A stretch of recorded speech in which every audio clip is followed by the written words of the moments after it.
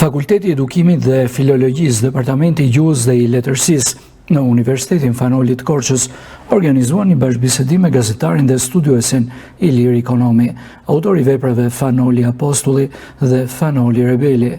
Gjatë aktivitetit, Ikonomi foli për punën e tij të thelluar kërkimore e shkencore, që i mundsoi atij të botonte këto dy vepra mbi figurën e shquar të Fanolit. Ai shpjegoi se ky proces kërkimor kërkoi një angazhim të madh intelektual dhe kohor, duke përpjekur të ofronte një pasqyrë sa më të plotë dhe objektive të jetës dhe veprës së Nolit.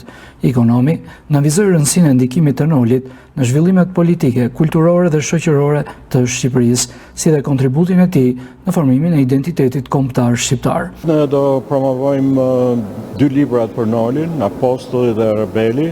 Këto janë dy libra që unë i kam shkruar gjatë viteve, kam punuar vite të tëra për të mbledhur, kërkuar nëpër arkiva, dhe ky është rezultati i punës. Puna nuk ka mbaruar, se do të kem dhe një vëllim të tretë. Unë kam filluar në 2016 për të mbledhur material. Mbledhja e materialit ka qenë puna më e madhe, puna kryesore.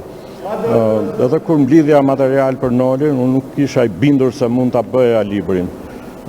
Se ti mund të kesh material, por është puna si ta sintetizosh atë dhe t'ja japësh lexuesit në një mënyrë të përmbledhur. Kështu që më është dashur goxha punë pa ndërprerje, derisa unë u binda që mund ta shkruaja librin dhe nisa me vëllimin e parë. Në fillim mendoja që për Nolin mund të bëj thjesht një libër, ta zëm 800 faqe ose diçka e tillë, por pastaj kuptova që kjo ishte e pamundur. Ky aktivitet, i cili bashkoi intelektual, studiues e student, ishte një mundësi e shkëlqyer për të njohur më thellë me punën e madhe kërkimore të Ilir Ikonomit dhe për të reflektuar mbi rëndësinë e studiuesve që kontribuojnë në pasqyrimin e trashëgimisë sonë kulturore.